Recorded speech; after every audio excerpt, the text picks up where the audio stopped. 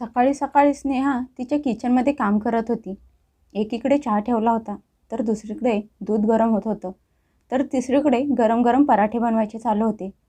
स्नेहाचे जणू किचनमध्ये युद्ध चालू होतं. तेवढ्यात मागून मोठा आवाज आला. "वहिनी, मी तुला कितींदा सांगितलं आहे की किचनमध्ये येताना मोबाईल घेऊन येत जाऊ नकोस. सुनेच्या हातात बघावं तेव्हा मोबाईल असतो, हे चांगलं नाही."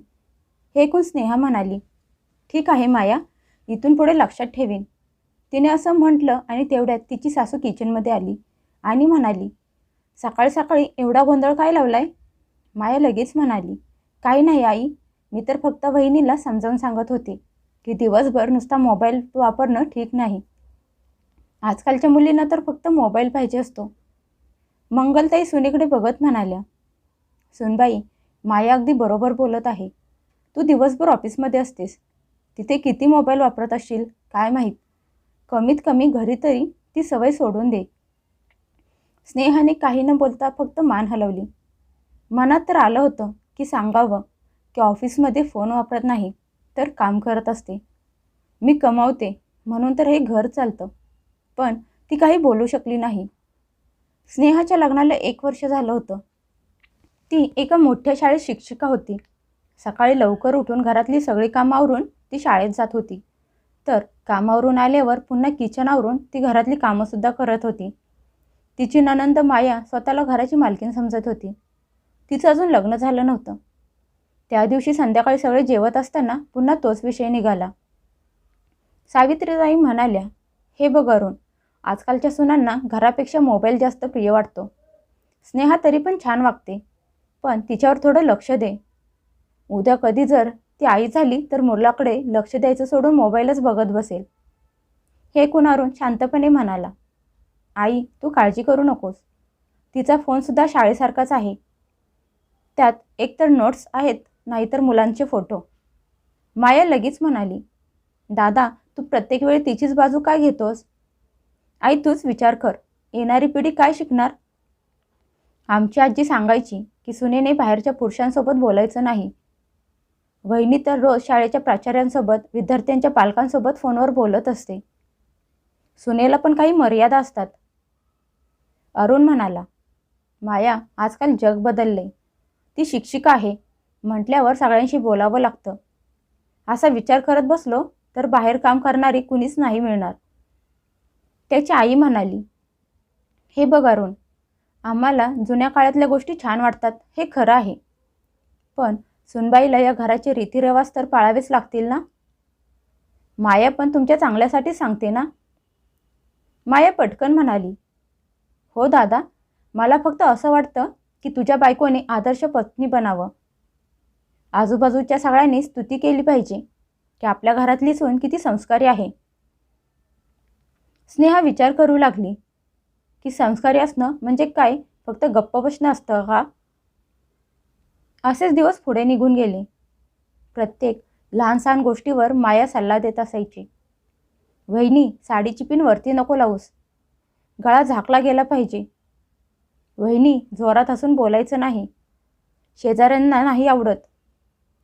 वहिनी, अनोळखी माणसांची नजरेला नजर घालून बोलायचं नाही." हे सगळं ऐकून स्नेहा वैतागली होती. पण ती विचार करायची की हेच माझं घर आहे, ही माझीच माणसं आहेत. यांच्याशी भांडले तर मीच वाईट दिसणार. त्यापेक्षा काही नाही बोललं तर घरात शांती तरी राहील. 1 वर्षानंतर मायाचं लग्न ठरलं. मोहनसोबत. छान नोकरी, चांगलं घर, एकत्र कुटुंब, मोठं दुकान आणि त्याच्यावर 2 खोल्यांचं मोठं घर. मुलगी बघायला आले तेव्हा मोहनची आई पुष्पाताई मायेची स्तुती करत म्हणाल्या, "फारच संस्कारी वाटते तुमची मुलगी. फक्त एका गोष्टीची काळजी घ्या. आमच्या घरात सुना फार कमी मोबाईल वापरतात. घर, दुकान, परिवार सगळीकडे लक्ष द्यावं लागतं." आजकालच्या मुलींना मोबाईलची खूप सवय लागते. त्यामुळे माया त्यावेळी मान खाली घालून खुश होती. ती विचार करत होती की मी तसा पण मोबाईल जास्त वापरत नाही. वहिनीच दिवसभर मोबाईल वापरत असते. बघते सासरी जाऊन काय होतंय ते. लग्न धूमधडाक्यात झालं. माया लग्न करून नव्या घरात गेली. 4-5 दिवस तर पाहुणे आणि रीतिरिवाज करण्यात गेले. त्यानंतर मग खरं जीवन सुरू झालं. पहाटे 5 वाजल्यापासून पुष्पाताई म्हणायच्या, माया उठलीस का? दूधवाला येऊन गेला का बघ. खाली जाऊन दूध घे. त्यानंतर देवपूजा पण करायची आहे. आमच्या घरात सुनेने देवपूजा केल्याशिवाय कुणीही जेवणाला हात लावत नाही. 6 वाजेपर्यंत किचनमध्ये चहा, नाश्ता, सासऱ्यांसाठी हलका नाश्ता, दिरासाठी टिफिन, नवऱ्यासाठी पराठे, सासूसाठी पोहे आणि या सगळ्यात मोबाईल फक्त एकदाच वाजायचा, आईचा मिस कॉल आल्यावर. एक दिवस मायेने विचार केला की थोडा वेळ कामावरून झाल्यावर का होईना पण आईशी निवांत बोलते. तिने दूध गरम करायला गॅसवर ठेवलं. तेवढ्यात बाजूला ठेवलेल्या मोबाईलमध्ये व्हॉट्सअपवर मेसेज आला. तिने पटकन बघितलं तर वहिनीचा मेसेज होता. कशी आहेस माया? थकून जात असशील ना? इथे तर प्रत्येक वेळी मोबाईल वापरायला मिळत होता. बाकी तिथे कसं वातावरण आहे? मायाने मेसेज पाठवला. काय सांगू वहिनी, मोबाईल घ्यायला वेळच मिळत नाही. सकाळपासून नुसतं. तेवढ्यात मागून मायाच्या सासूचा आवाज आला. माया, दूध उतू गेलं आणि तू मोबाईलमध्ये बिझी आहेस. सकाळी सकाळी सुनेच्या हातात मोबाईल शोभतो का? लग्नाला अजून महिना पण झाला नाही, तोवर हे सगळं सुरू. माया घाबरली. तिने पटकन गॅस बंद केला आणि गॅस कट्टा पुसू लागली. मनातल्या मनात विचार आला, माहेरी असताना मी माझ्या बहिणीला मोबाईलबद्दल किती आणि काय काय ऐकवत असायचे, आणि आता बघा इथे मीच या गोष्टीवरून ओरडा खात आहे. पण खरी परीक्षा तर पुढे सुरू झाली. एक दिवस दुपारी तिने टी व्ही बघायला सुरू केला. कारण दुपारच्या वेळी ती एकटीच घरात होती. बाकी सगळेजण त्यांच्या दुकानावर गेले होते. घरात फक्त ती आणि तिची सासू होती. मायाने तिची घरातली सगळी कामं आटोपली आणि हॉलमध्ये येऊन विचार केला की टी व्हीवर थोडा वेळ सासू सुनेची एखादी मालिका बघत बसावं, तेवढंच जरा मन हलकं होईल. असा विचार करून टी व्ही सुरू करायला तिने रिमोट शोधला आणि टी व्ही लावणार तेवढ्यात तिची सासू म्हणाली, काय करतेस माया? माया म्हणाली, काही नाही, मी ते जरा. सासू म्हणाली, दिवसा टी व्ही? आता हेच बाकी राहिलं होतं या घरात. सुनबाई, जर दिवसा टी व्ही बघायला सुरुवात केलीस तर घरातली कामं कोण करणार? आता कपडे वाळत घातलेस, ते उलट करायचे आहेत. वरच्या खोलीत झाडू नाही मारलास, तो झाडू मारायचा आहे. आमच्या इथे तर घरातल्या मुली देखील दिवसा टी व्ही बघत नाहीत. सून तर शेवटी सून असते. मायेने काही न बोलता टी व्ही बंद केला. आता तिला आठवायला लागलं की तिने कितीतरी वेळा तिच्या माहेरी असताना तिच्या बहिणीला यासाठी टोचून बोललं होतं. ती म्हणायची, बहिणी, दिवसा मालिका बघत बसू नकोस. घरातली सून जर टी व्ही समोर बसली तर ते चांगलं दिसतं का? त्या रात्री जेव्हा सगळे झोपले तेव्हा माया उठून बाल्कनीत आली. मोकळ्या हवेत तिने एक मोठा श्वास घेतला. तिने मोबाईल घेतला आणि आज पहिल्यांदा तिने तिच्या बहिणीला स्नेहाला फोन लावला. फोन लावताच दुसऱ्या रिंगमध्ये पलीकडून स्नेहाने फोन उचलला आणि म्हणाली, अरे वा, आज मॅडमला आठवण आली म्हणायची आपल्या बहिणीची. ते ऐकून मायाचे डोळे पाणावले. ती भरल्या आवाजात म्हणाली, वहिनी, तू बरोबर बोलत होतीस. ना जावई बदलतात ना सुना, फक्त भूमिका बदलत असते. पलीकडून स्नेहा शांतपणे म्हणाली, काय झालं मायाताई, सगळं ठीक आहे ना? तुमच्या सासूबाई काही बोललात का? माया म्हणाली, काय बोलत नाहीत ते विचारा वहिनी. मला तर त्यांचा प्रत्येक शब्द माझी स्वतःची आठवण करून देतात. मी माहेरी असताना तुला जे जे काही बोलत होते, सांगत होते, ते सर्व काही मला आता त्या इथे रोज ऐकवायला मिळत आहे. सासूबाई म्हणते, सुनेच्या हातात प्रत्येक वेळी मोबाईल चांगला नसतो. सुनेने दिवसा टी व्ही अजिबात बघायचा नाही. सुनेने सासरी लेक बनायचा प्रयत्न करायचा नाही. आणि मी विचार करते की या सगळ्या गोष्टी मी तिथे असताना बोलत असायचे. पलीकडून स्मित हास्य ऐकू आलं. स्नेहा म्हणाली, चला, कमीत कमी आता तुम्हाला जाणीव तर होत आहे. माया म्हणाली, चेष्टा नको करू वहिनी, मी खरंच सांगते, माझ्या मनाला खूप वेदना होत आहेत. माझा नवरासुद्धा फक्त त्याच्या आईचंच ऐकतो. मी त्याला म्हटलं की कधी कधी माझ्यासोबत बाजारात फिरायला तरी येत जा, तर म्हणतो की आईचे पाय दुखत असतात, मी तिच्याजवळ बसत जाईन. मी तर जणू या घरात एक ओझा आहे. काही वेळ शांत राहून मग स्नेहा म्हणाली, हे बघा मायाताई, मला हे सगळं ऐकून खरंच खूप वाईट वाटतंय. पण मी तुम्हाला काही बोलणार नाही. कारण आता तुम्हाला स्वतःला सगळं काही समजायला लागलं आहे. एक विचारू का? माया म्हणाली. हो विचार. स्नेहा म्हणाली. जेव्हा तुम्ही मला या घरात हे सगळे कायदे नियम सांगत होतात, तेव्हा तुम्ही याचा विचार केला नव्हता का, की तुम्हाला पण कधीतरी सासरी नांदायला जायचं आहे? हे ऐकताच मायाचे डोळे भरून आले. ती म्हणाली, नाही वहिनी, मला तर वाटायचं की माझं सासर छान एकदम मस्त असेल. मी तर तुलाच आदर्श सून बनवायला निघाले होते. काही वेळ दोन्हीकडे शांतता पसरली. त्यानंतर मग स्नेहा म्हणाली, चला काळजी करू नका. तुम्ही हळूहळू यातून काही ना काही मार्ग नक्की काढाल. फक्त एक गोष्ट लक्षात ठेवा. आत्ता ज्या यातनेतून अडचणीतून तुम्ही जात आहात, उद्या जर तुमची नणंद किंवा दुसरी सून आली तर तिच्यावर पुन्हा तेच सगळे नियम कायदे टाकू नका. माया हसत म्हणाली, नणंद? इथे तर सध्या तरी मीच नणंद आणि मीच सून आहे. पण एक मात्र नक्की सांगेन वहिनी, जेव्हा मला मुलगा होईल आणि मला सून येईल तेव्हा तिला मी नक्कीच माझी मुलगी बनवून ठेवीन. वर्ष दीड वर्ष निघून गेलं. माया आता हळूहळू तिच्या सासरी रुळू लागली.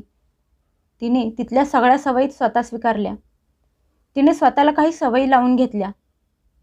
फोन ती पहिल्यापेक्षा कमी वापरायला लागली. पण जिथे फार गरज आहे तिथेच वापरायची. टी व्ही ती दिवसा बघत नव्हती, पण रात्री मात्र नवऱ्यासोबत बघत होती.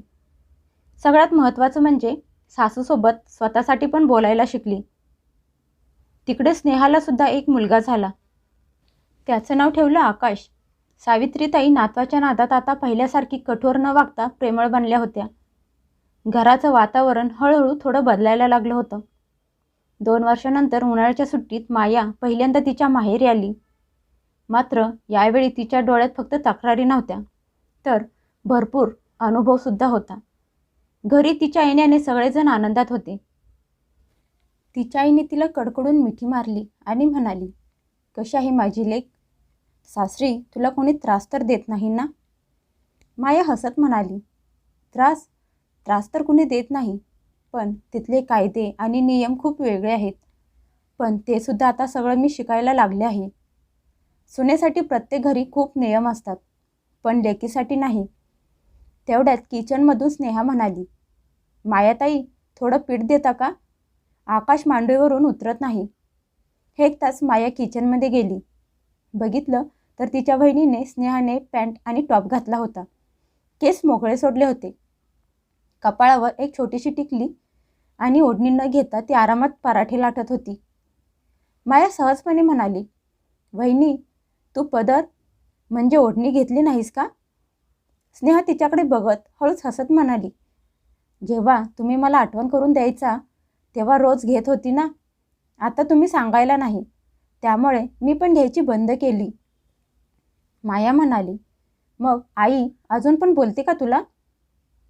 तेवढ्यात तिची आई बाहेरूनच म्हणाली, अगं आता काय बोलणार सुनबाईला, लहान बाळ आहे, धावत पळत असते, ओढणी पायात अडकून पडली तर? आणि तसंही आता जमाना खूप बदलला आहे. माया तिच्या आईकडे बघू लागली. मग म्हणाली, जमाना तर तेव्हा पण बदलला नव्हता का, जेव्हा वहिनी एकटी या घरातली सून होती? अरुण हे सगळं बाहेरून ऐकत होता. तो गालातल्या गालात हसत आत आला आणि म्हणाला, हेच तर मी त्यावेळी पण सांगत होतो आणि आत्ता पण तेच सांगत आहे. फरक एवढाच आहे की आता 2-2 सुना मिळून आईला समजावत आहेत. त्यावेळी स्नेहा एकटी बोलायची तर जीभ फार चालते असं बोललं जायचं. हे ऐकून मायाने मान खाली घातली. माया म्हणाली, दादा, मी बहिणीसोबत खूप वाईट आणि चुकीचं वागत होते ना? अरुण म्हणाला, काय चुकीचं काय बरोबर ते सोडून दे. माणूस तेव्हा शिकतो जेव्हा त्याच्या स्वतःवर वेळ येते. तुला आता समजलं ना की समजावून सांगायची सुद्धा एक पद्धत असते. प्रत्येक नियम प्रत्येकावर एकसारखा नाही चालत. स्नेहा म्हणाली, आता काहीही असो, मला या गोष्टीचा जास्त आनंद आहे की मायाताईमध्ये बदल झाला आहे. फक्त एक लक्षात असू द्या, इथून पुढे कधीही कुणासमोर नणंद म्हणून हक्क गाजवायच्या आधी तिच्या जागेवर स्वतःला उभं करून बघा. मायाच्या डोळ्यात अश्रू होते. ती म्हणाली, "वहिनी, मी तुला खूप त्रास दिला होता. प्रत्येक गोष्टीवर तुला छळलं. मोबाईल असो, कपडे असो, हसताना, बोलताना, प्रत्येक वेळी. त्यावेळी बहुतेक तुला खूप वाईट वाटलं असेल." स्नेहा म्हणाली, "हो ताई, वाईट तर खूप वाटत होतं. पण आता विचार करते की तुमच्यासारखी कडक स्वभावाची शिक्षका नसती तर मी या सगळ्या गोष्टी इतक्या लवकर शिकलेच नसते. आता जेव्हा कधी आकाश मोठा होईल, त्याची बायको येईल, तेव्हा मी पण याच्या विरुद्ध वागणार." माया आश्चर्यचकित झाली आणि म्हणाली, "ते कसं वहिनी?"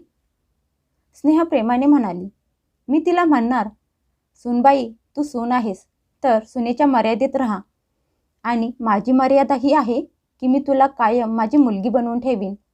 तू जसे आहेस तशीच खूप छान आहेस.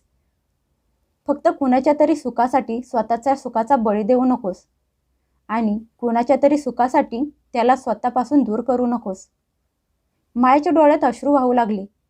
ती पुढे आली आणि तिने स्नेहाला गच्च मिठी मारली. सावित्रीताई हे सगळं लांबून बघत होत्या, पण आता त्यांच्या चेहऱ्यावर थोडीशी लाज आणि एक सुस्कारा होता. खरंच आता जमाना बदलला आहे. त्या मनातल्या मनात विचार करू लागल्या की आता सून आणि नंदेचं घर कमी आणि बहिणी बहिणींचं घर जास्त वाटेल.